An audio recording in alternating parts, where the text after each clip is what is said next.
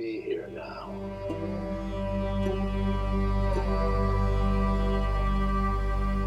You know, if you and I stub our toe or we're hanging a picture and we hit our thumb with a hammer, what do you do with that pain?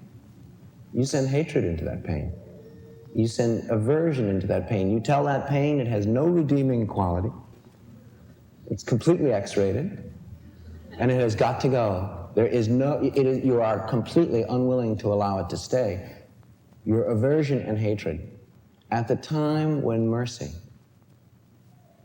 would so feed that which you're calling out for, it is the least available.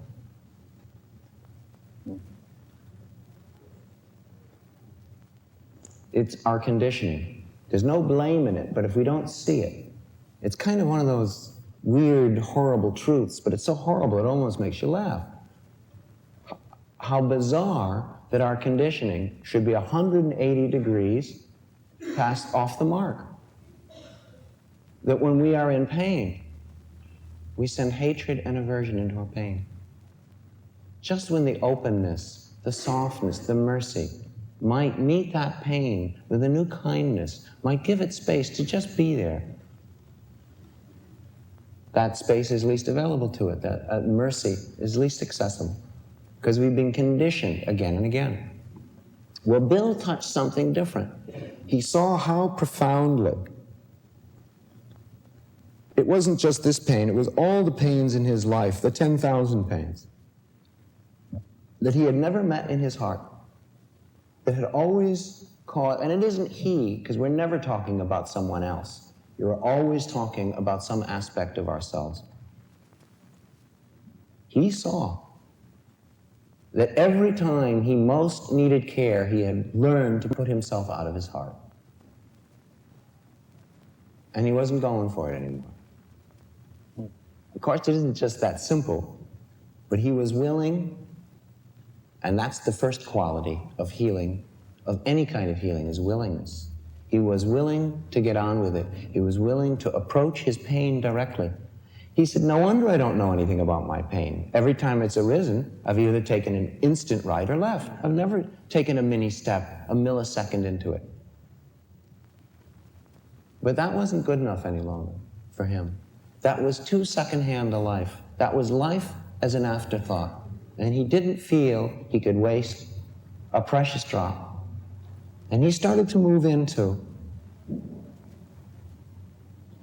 and allowing the healing in. And went through a period after the retreat of about 6 weeks of almost ecstasy. He said, it's about time I got born. He said, I hope everybody can get born before they die.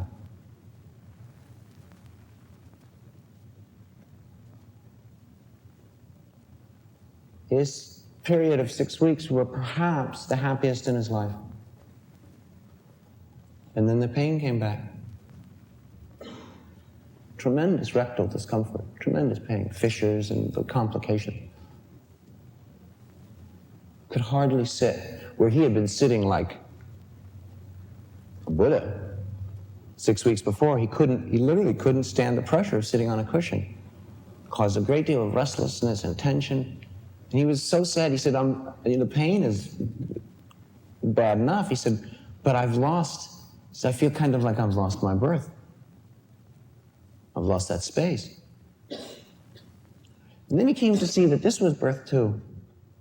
And that all the pains we have in life are the labor pains of getting born, of letting go of the last moment, of letting go of our suffering, of allowing loving kindness to touch, mercy to touch what's always been touched with hatred and fear.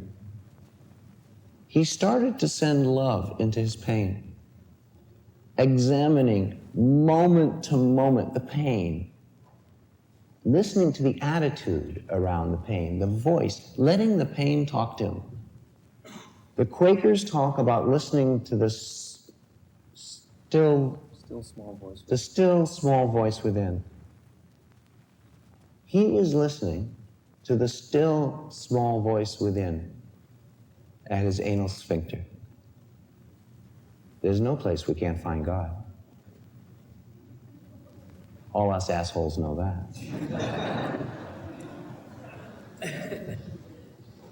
He said he saw shame, a feeling of failure, that he should be so ill so soon. He said as he sent forgiveness into his pain, it dissolved. That actually, he said, he laughed, he said, the pain in my ass is because I put myself out of my heart. He says, I have to take my ass into my heart. He says, I can't exclude anything anymore. I want to read you a letter that Bill wrote soon before he died.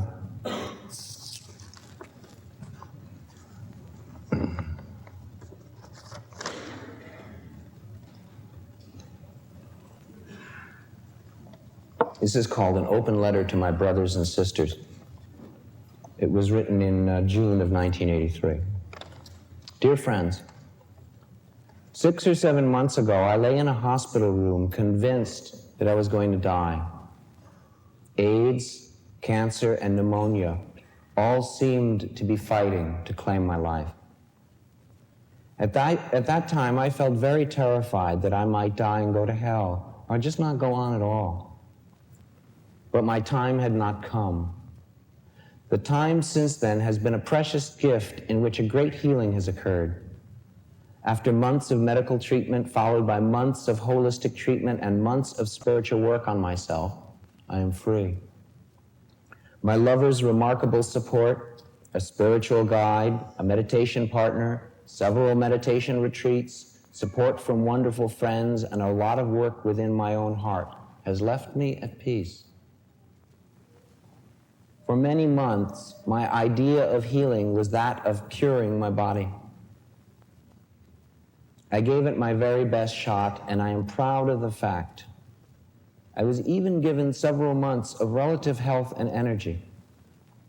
At that time, I often expressed my certainty that I could heal my body with my own powers. I still believe these healing powers exist, but as my physical health reached a point where optimism about my health would have had to become self-denial, I realized the need to accept my own impending death. I also realized that self-compassion meant feeling in my heart that even physical death was not a sign of weakness and failure.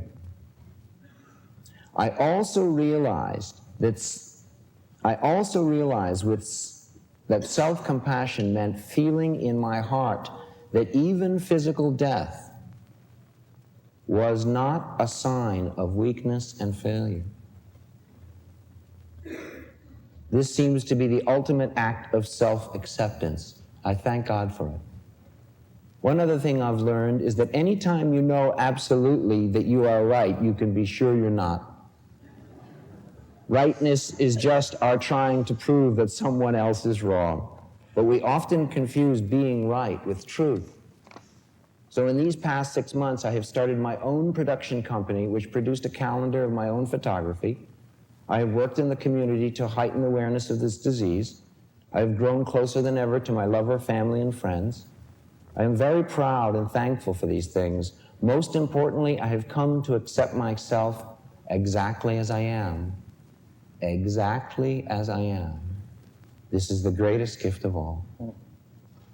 And so my healing has occurred.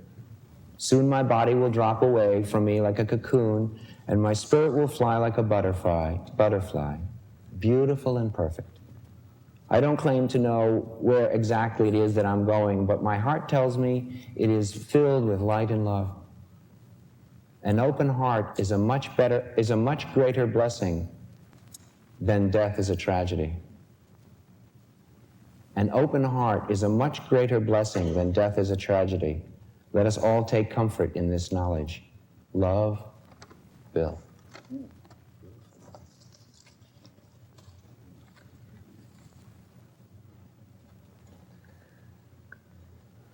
Bill touches on something in that letter. In talking about pain and opening to pain that Stephen's mentioning, not only the opening to pain that's physical, but the opening to the psychological pains of dependency, of loss of power, of impotence, of vulnerability, of weakness, of not being able to carry out a plan you had. I don't know about you, but I have had some heavy learning to do in learning how to allow myself to need others. It's very easy for me to be strong and helpful for everybody. Long-suffering, wonderful. Nothing's too much.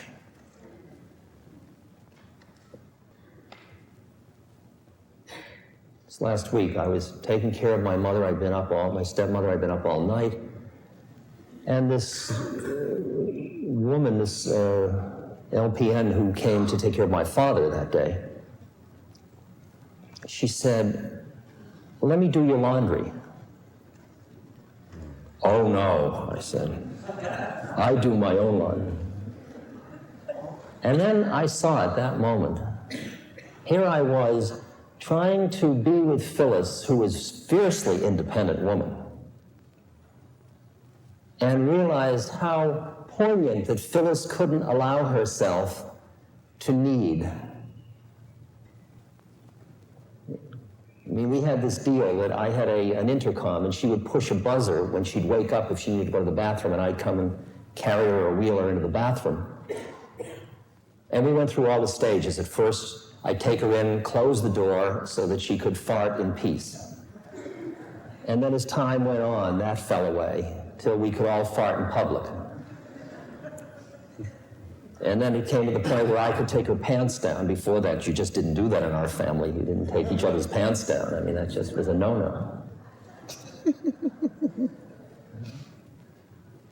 And then it came to the point where I could wipe her.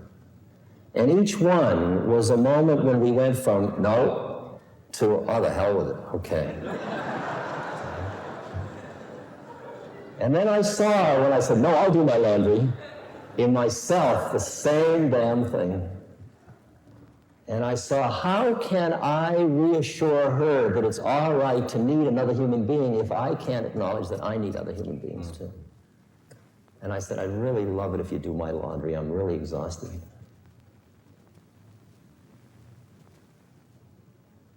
I was just on tour, and I got a kidney infection, a bladder infection,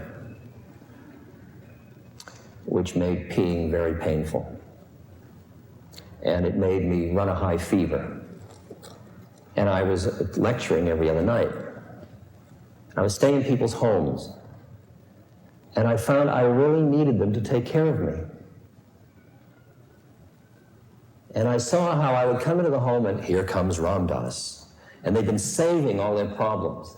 You know, they've just been putting them in the cookie jar for when Ram Dass comes, you know. And they were sort of lined up.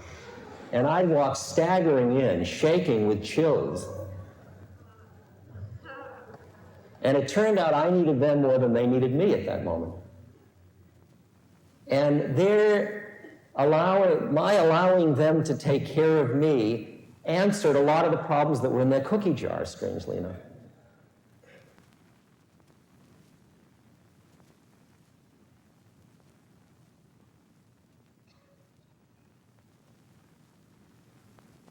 But for me to soften in myself to the moments when I screw up, to the moments when I forgot something,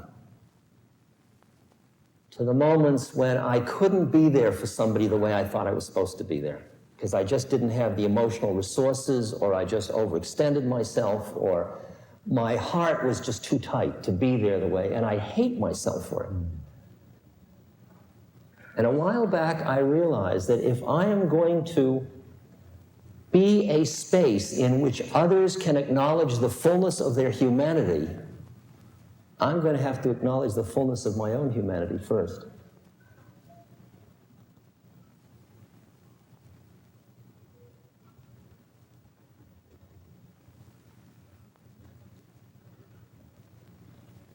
So it's much more than physical pain we're dealing with. It's all the psychological pains as well.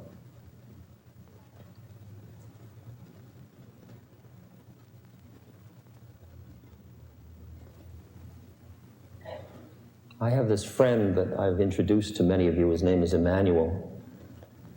And as I've explained to many of you that don't know, Emmanuel is a spook. Emmanuel is not embodied. He speaks through a woman named Pat Rodriguez. And he's delicious. He's a great friend. As I've said when I introduce him, most people say, well, I don't know about that, whether they'll even allow him to exist. Somehow they say, I don't have prejudices, but when it gets to somebody not having a body, they immediately are prejudiced. It's amazing. They don't care if the body's black or blue or red or white or what, but as long as it's a body. Say, my friend doesn't have a body, and well, I don't know, or I know. I mean, there's Emmanuel, he doesn't have a body, and there he is. And he's great. I mean, because it's wonderful to have somebody that doesn't have a body, because they kind of lighten up your attachment to your body. I mean, it really makes it all much lighter. Emmanuel has those great lines that I've mentioned. He says, I said to him, what about death, Emmanuel? He says, it's absolutely safe.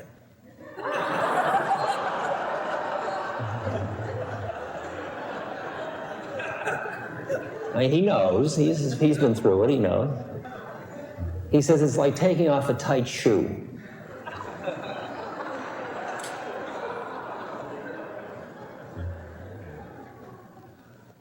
And when I talked to Emmanuel about, and I'm repeating this, I said it in Marin, but I said to Emmanuel, what's my work on earth? He said, Ramdas, you're in a school, why don't you try taking the curriculum? I said, why don't you try being human? It's funny, I'd never thought of that. I was so busy trying to be divine, that I just couldn't be human. And to realize that it was through my humanity that I would recognize the totality of my being, that it was in my incarnation that lay freedom, not in spite of my incarnation. That was a big awakening for me. And suddenly, my farting and my weaknesses and my failures and my thises and my that, those were all the royal path to enlightenment. They weren't the things you push under the rug to make believe you're holy. It flipped the whole game around just so deliciously. And it made me not only not ashamed of my uniquenesses, I went from being perverse to being eccentric.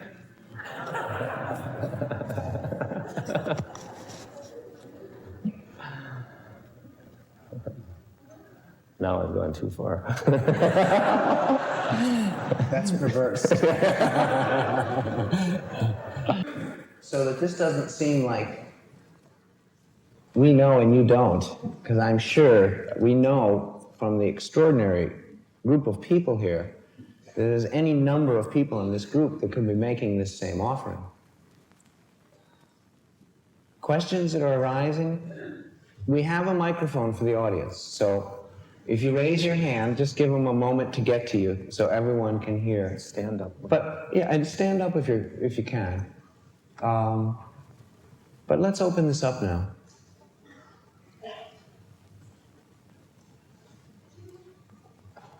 There's someone in the back over there.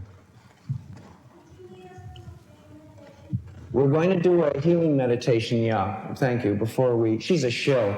We hired her to ask her. We'll try to do that, yes. Thank you. Down you. Here's a question. It's okay, just stand up and say it. We'll repeat it. I just wanted to know that I've been dealing with a lot of scared feelings and around someone who's ill, who's very ill. And I feel fine with the pain, all the things you said about pain, I feel fine with, but I still have this feeling of scared, of fear, and I'm not sure where that's coming from, and I wonder whether you would address that. Okay. Repeat the question. I'm feeling scared. I'm dealing with somebody who's very ill, and it's not just the pain, there's something else. that I'm feeling scared about. Would you address that, Stephen?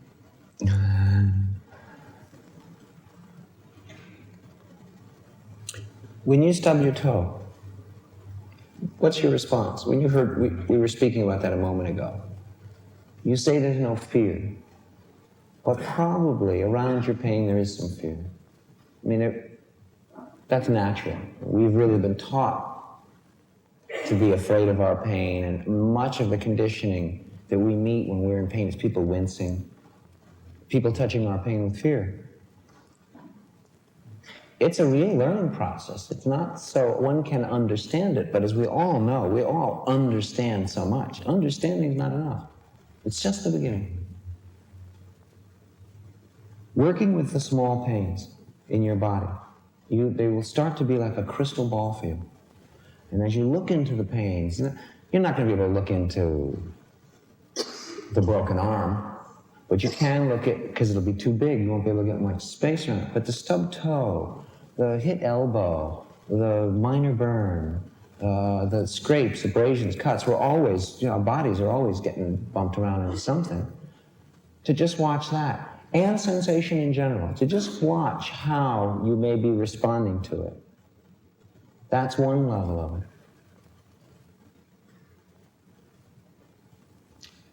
The other thing is sometimes we feel so helpless when someone's in pain. And that helplessness makes us feel so out of control that fear arises. In many ways, it's easier to be the person in pain than the loved one standing next to the bed. Because the person in pain, their path is clear. Stay with the pain. Relate to the pain. The person standing empty-handed next to the bed may be in psychological agony, wanting so to alleviate pain from a loved one, and may feel very helpless and very groundless. And naturally, fear arises in that state. Don't be afraid of the fear. Big surprise, this fear. One of the things that is so amazing is, how long are we going to be surprised by the same old thing? We know there's fear. We know that we hardly need our pain, that we usually try to escape it. No surprise if fear arises.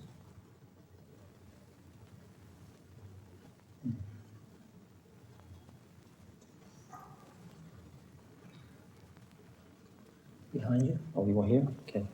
Yep. Want to stand when you... One of you? Yeah.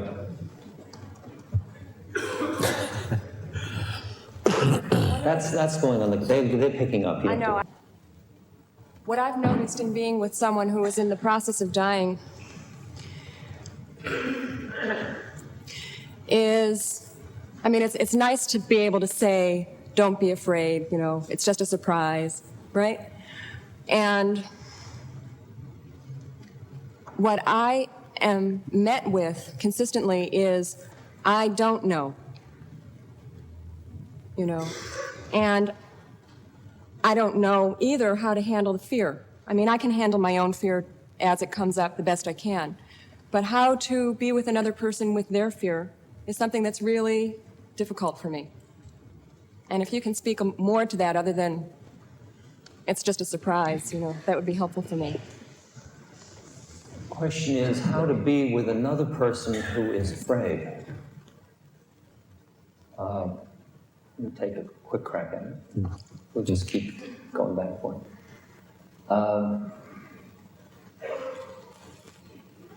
I feel that everything that I have done on myself is what I offer to every human being I meet.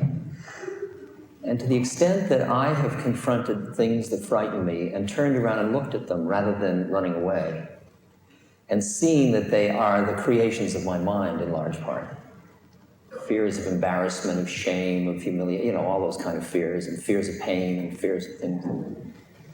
I can be an environment for another person which takes the fear and just allows it. Not that I can take it away from them. I think that what burns people out in working with another person is that they keep trying to take something away from them or change them or do something to them. And I think that you've got to allow that that person is afraid. That's the way it is. That person is afraid. If you can bring to that environment, that situation, the environment of your mind that allows it, that doesn't get reactive against the fear by doing something, that's the tendency, I got to do something about it. But if you cannot get reactive that way and just be there with the person in their fear, that is the optimum environment in which they can explore the fear for themselves. You can't do it to them, but you can create an environment in which another person can do it for themselves. And that's a much relieving role for a person that is with somebody that is suffering or frightened. Because one of the things that destroys us really is the feeling that we're supposed to do something about somebody's pain or fear or something like that. And since you really don't know, unless you have the God eye of full awareness, what function that pain or fear has for the person, you can't even know that it should go away just at the moment it does. I mean, I've watched people that were in very, very deep pain, and I wanted to take their pain away and couldn't. And then a little while later, I saw how that pain shredded away parts of their defenses and allowed a light to come out of them that even awed them in terms of their own beauty. And had I been successful in taking away their everything, I mean, it's the way parents want to protect their children from everything, but yet when you and I look at our lives, wasn't it a lot of the suffering and a lot of the pains and all that that tempered us and that made us the mensches, the full beings that we end up being? And whether we would begrudge ourselves all the knocks of our own childhood. So that's my goodbye. Sounds right to me. Okay. Questions? Well, every answer, as you know, is only part of an answer.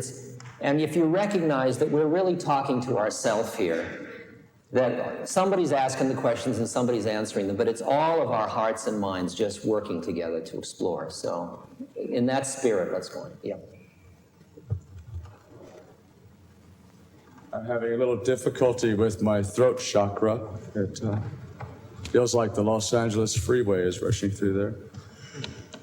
I have felt the most comfortable that I have been able to feel this afternoon with the experience that I'm going through. And I've been aware since my diagnosis and prognosis, etc., that this was a rare opportunity perhaps for me to rejoin the human race and maybe the universe. And I've had a definite sense of rebirthing through my personal pain and disappointment. My question is, what can I do as a person who is experiencing his birth and death almost simultaneously? What can I do for my brothers who see this as an indictment, a judgment, or, quote, a death sentence?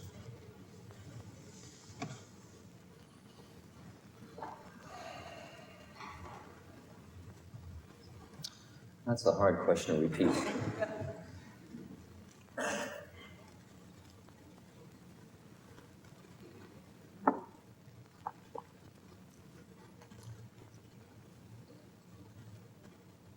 He said, in effect, since his diagnosis, he has felt rebirth and birth and death coming together for him. And that he feels that through this process, he is rejoining the human race. And he wonders how he can help his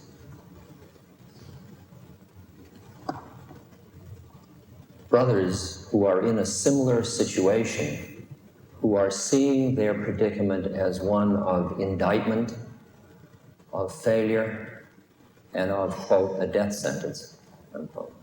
So. I don't think that the answer to your question is in doing. It's in being. And you know. Because the place that's opening is that place. You can never convince anyone else of anything that intense, that essential, that long condition. But if you be it, that which is it within them will be drawn. They will have trust, not in your words, but in your being. It's like the truth. You can't, in a sense, know the truth. You can only be it. Knowing's too superficial. The doing would be too superficial. The being, as is, in this expansion, says more than any words. Now that's frustrating, because you want to help. But remember how frustrating it is when somebody tries to help you and you don't want to. One of the questions we're most asked is by loved ones of people who are dying, and they say, how can I get my loved one out of denial? I say, why would you want to get them out of denial? Why would you take away their dignity?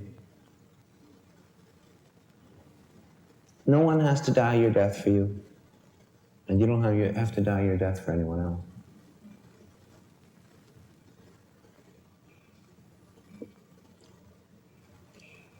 I think every one of us has to keep learning that over and over again, that desire which is just rooted in wanting to take away somebody's confusion, pain, suffering, ignorance, because you love them so much.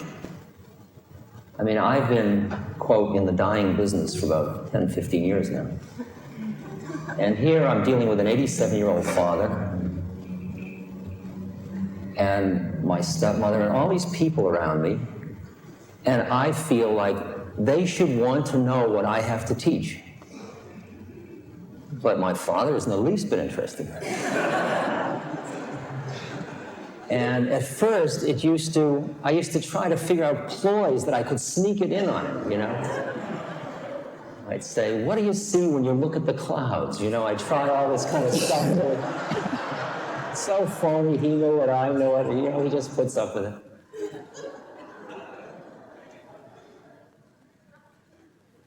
It's easier for me to appreciate because I really do understand that everybody has a unique incarnation and everybody has unique work to do.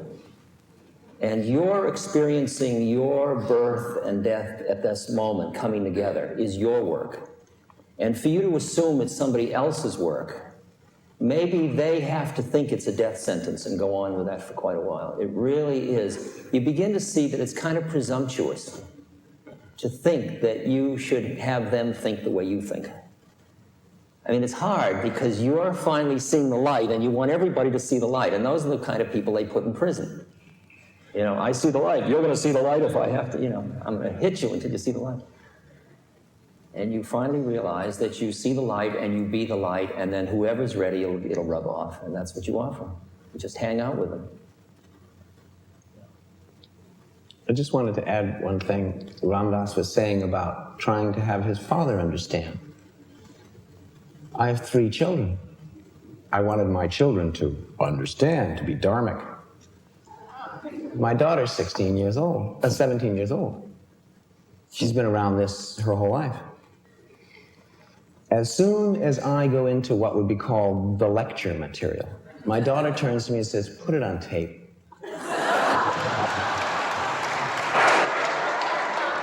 You can't get away with anything in this game.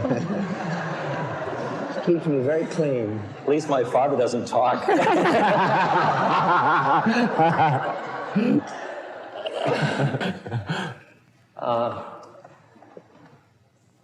That thing about time is really a crucial issue here that I think we should keep bringing up until we're comfortable with it. Because I guess because I am steeped in traditions that involve reincarnation and involve karma and sanskaras and sankharas and all these ideas about how one works in an incarnation, I have a sense of structure and design in incarnations, and that an incarnation lasts not a whit longer or a whit shorter than it's supposed to. Then and this is putting it very far out, then you've designed it to last. That each individual has designed it to last. And this is far out for most Western minds to even grapple with. And I suspect that this audience grapples with it a lot and have different degrees of belief or faith or fascination or disregard of these ideas. But in talking with Emmanuel, I get really the sense that when we're looking at it from Earth, feel that duration is very critical.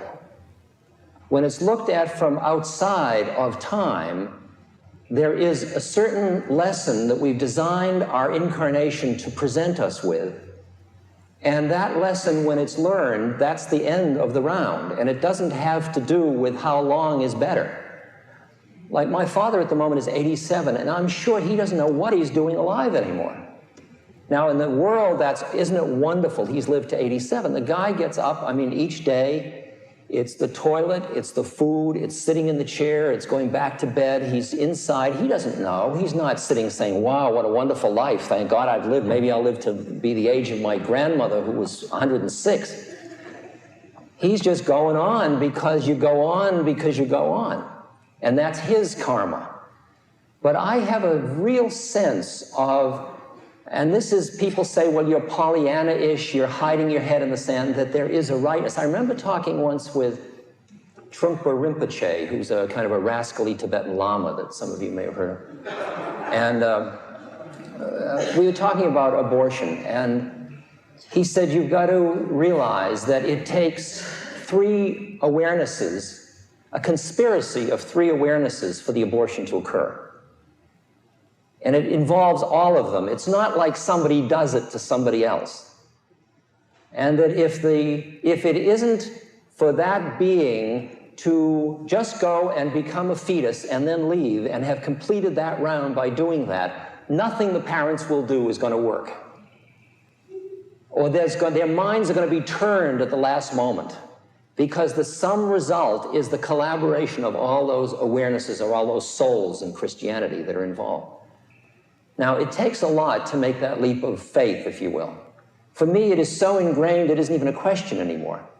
And what it's done is it's changed my understanding about age, because to me, if you end up in the 4th grade and you get out halfway through and you're put in the 5th grade, and everybody in the 4th grade says, oh, isn't it too bad?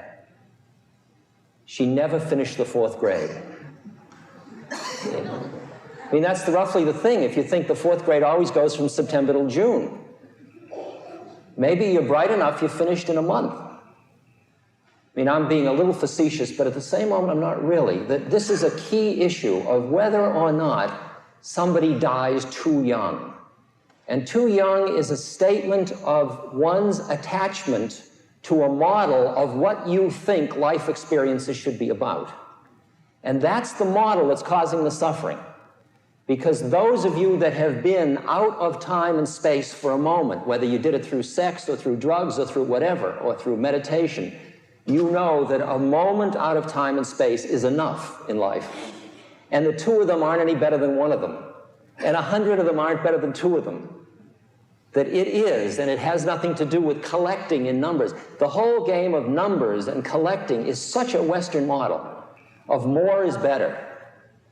More is best, so smoke more. And really, enough is enough, it turns out. And it's really a flip of consciousness that allows a possibility for you to take something that is constantly making you unhappy. Oh, I'll never know age. I don't have any children.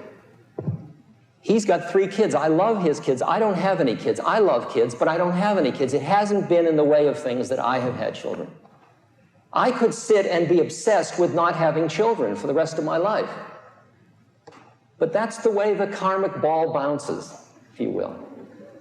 I used to, when I was going bald, I was busy combing my hair over my, Finally, you're bald. That's the way it is, Now you're bald, I'm bald, The poet X.J. Kennedy, seeing, I'm not sure who it was, whether it was a relative or a dear friend, had a child who died within a few months after birth. He talked about the child coming into life, this extraordinary family gathering around the birth of a child, this immense growth and unity and new feelings and deeper feelings and new truths and subtler touchings. And then the child dies.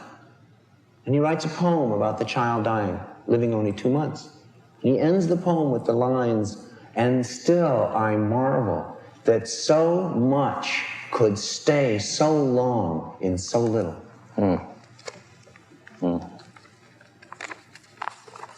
In fact, he says, "And making light of mountain loads of logic, I marvel that so much could stay so long in so little."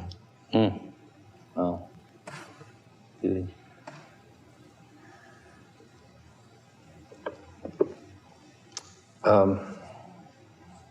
I've read this aloud many times, and it's even in some books, but I think it's appropriate to read the Steve and Anita letter. Is that all right? Steve and Anita were a couple in the Northwest, and their daughter, their 11-year-old daughter, Rachel, went to play tennis with her girlfriend from the synagogue, and they were both raped and murdered. And we were called, and I sat down to write them a letter. And how do you write a letter to parents that are dealing with that? And it really pushed me into the deeper parts of my being. Now, everything here is from one place of looking, but I'd like to share it with you anyway. Steve and Anita. Rachel finished her brief work on earth and left the stage in a manner that leaves those of us left behind with a cry of agony in our hearts as the fragile thread of our faith is dealt with so violently. Is anyone strong enough to stay conscious through such teachings as you are receiving? Probably very few. And even they would only have a whisper of equanimity and spacious peace midst the screaming trumpets of their rage, grief, horror, and desolation. I cannot assuage your pain with any words, nor should I. For your pain is Rachel's legacy to you. Not that she or I would inflict such pain by choice, but there it is, and it must burn its purifying way to completion. You may emerge from this ordeal more dead than alive, and then you can understand why the greatest saints, for whom every human being is their child, shoulder the unbearable pain and are called the living dead. For something within you dies when you bear the unbearable. And it is only in that dark night of the soul that you are prepared to see as God sees and to love as God loves. Now is the time to let your grief find expression, no false strength. Now is the time to sit quietly and speak to Rachel and thank her for being with you these few years and encourage her to go on with her work, knowing that you will grow in compassion and wisdom from this experience. In my heart, I know that you and she will meet again and again and recognize the many ways in which you have known each other. And when you meet, you will, in a flash, know what now it is not given to you to know, why this had to be the way it was. Your rational minds can never understand what has happened. But your hearts, if you can keep them open to God, will find their own intuitive way. Rachel came through you to do her work on earth, which included her manner of death. Now her soul is free, and the love that you can share with her is invulnerable to the winds of changing time and space. In that deep love, include me too.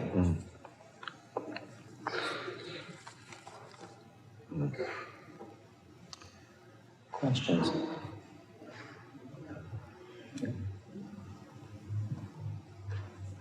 You.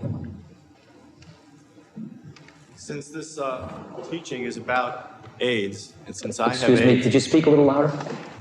since this teaching is about AIDS, and since I have AIDS, I wondered if you could give me some help in trying to understand what is happening around me with society's reaction to me and my disease.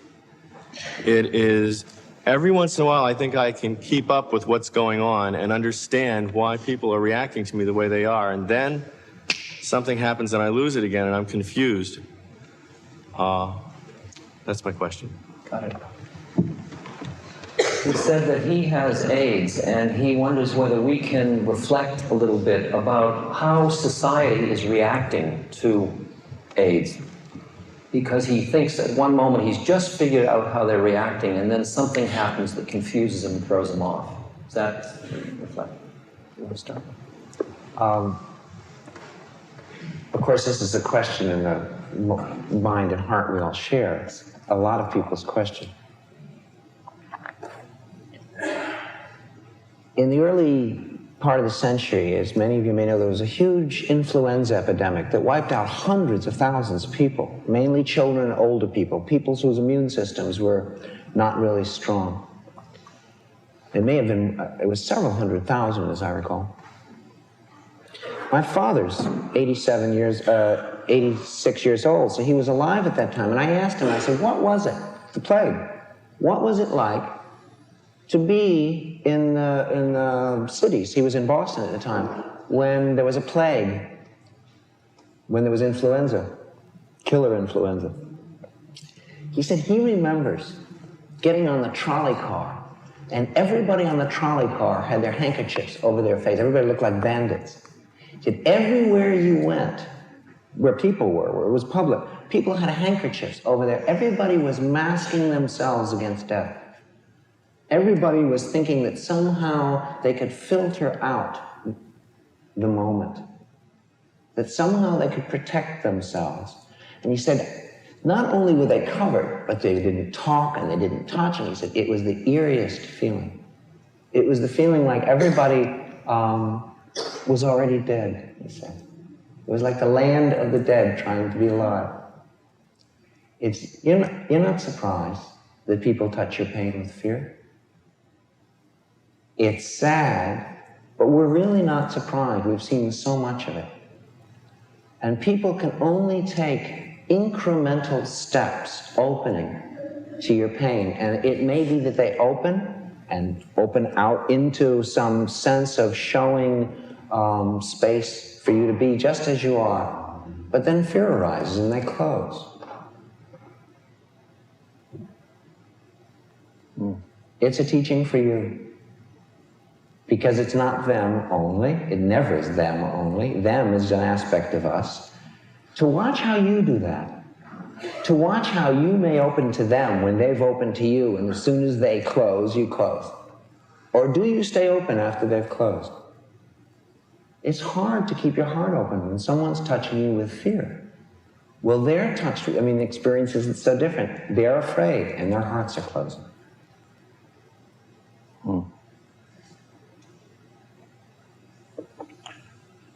If you can touch them with forgiveness, not force it, because you don't owe them anything, but for you, to give you space to be as you are, if you can use a quality like forgiveness so that it doesn't close your heart when you've got better work to do. You're in grad school. You don't have time to fart around. When you notice your heart closed, it's not their heart that's the problem. When you notice you're afraid, watch if you can touch your fear with just a millisecond more forgiveness and compassion so that your path is open. Everybody has to walk their own path. And it's not a surprise that people open and close to us as moods change. If you want them to be different, you'll want you to be different. And then you'll find it very difficult to make room in your heart for yourself.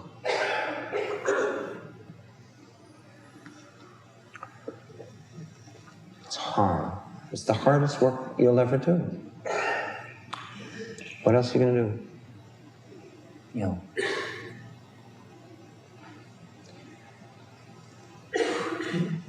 There is so much symbolic overloading to AIDS at this moment. Because not only is it vulnerability, a symbol of our vulnerability to the forces of death, but it's also seen as a way of a reaction by the universe to the increasing way we've been dealing with our sexual freedom and our exploration in the past 20, 30 years.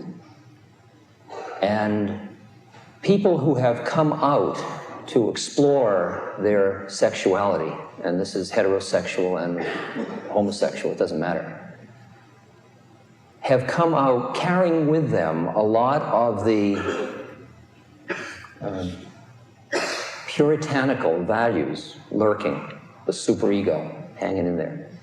And they have waited for the condemnation. They've waited for the punishment. And a lot of people, whether they are having AIDS or whether they are just reacting to others that have AIDS, are in part reacting to the symbology of that in terms of their own desires, of the identification with their own desires and the allowing of their own desires to find expression. It's a very, very far out one. I mean, we haven't yet gotten sophisticated enough yet so that our greed we see indicted by the poverty in third world countries. I mean, that's another level of the game.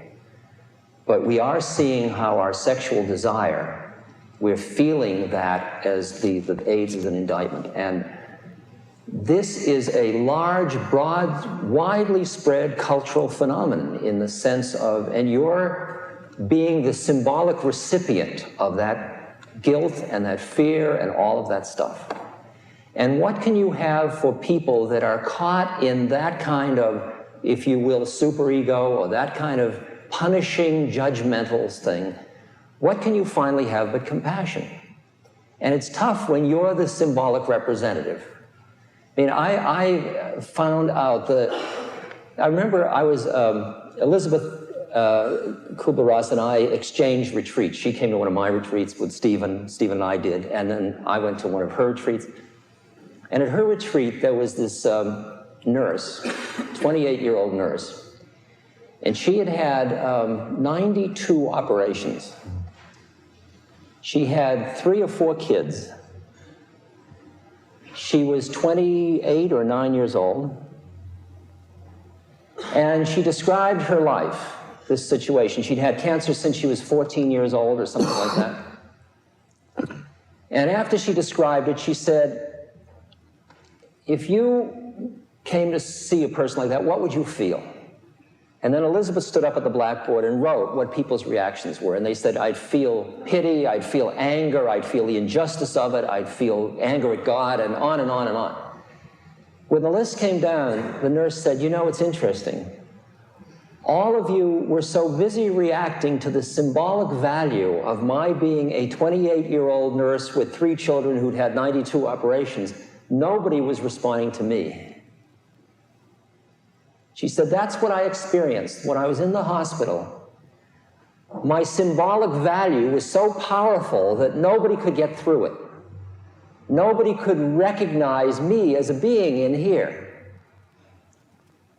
And I think those of us that work with people that are ill, or those of us that are ill, have got to see how much we are swept away by the symbology of it all.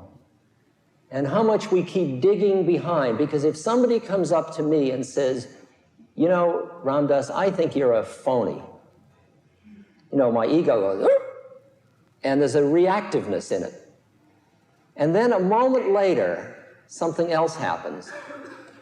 and my heart opens, and I think, gee, what a poor person that is to be in a world where they think I'm a phony. Because I'm not a phony. I am what I am. And my heart opens, and it's as if that action didn't get a reaction, and that created a space where if that person is ready to let go of that thing, I gave them the space to do it in. While if I said, when they said, you're a phony, I said, what do you mean I'm a phony? I'm not a phony, you know, whatever you do in reaction. All I do is keep feeding the whole thing on and on and on. So in terms of your work on yourself, these people are all coming as what in the Hindu tradition are called upagurus. Upagurus. They're coming as people along the way to give you little teachings. Just as you think you're getting conscious and free and spacious, somebody comes along and says, you got AIDS, get away from me. And you go like that. Good, there's another one. See, now as long as you're trying just to be high and happy, those people are a drag. When you want to get free, then you're looking for your own stash of attachment. And if somebody can show you where you can freak, thank you. It's like Shiva comes and tickles you, or Kali comes and whispers in your ear. Oh, you're pretty cool, huh? Well, try this one on, you know. Can you hear what I'm saying? It's far out to flick it around and take that kind of accusatory, all that negative stuff that comes at you, and turn it around and use it for your own growth. That's what I'm saying. When you can use this stuff for your own growth, not only don't you burn out, but you feed on the energy. I remember giving a lecture in Philadelphia or Washington. And it turned out the cathedral I was speaking in was right next to the fire station. And it was a Saturday night, and every 20 minutes or so, all the fire engines went out. And we'd be in the middle of a meditation, and suddenly, and they were really loud. I mean, I guess they don't have fires on Sunday morning, but Saturday night they had a lot of fires. And everybody would get very irritated, you know? And I said, what are you getting irritated about? That's free energy the city's giving you. Use it, take it up your chakras, get high off it.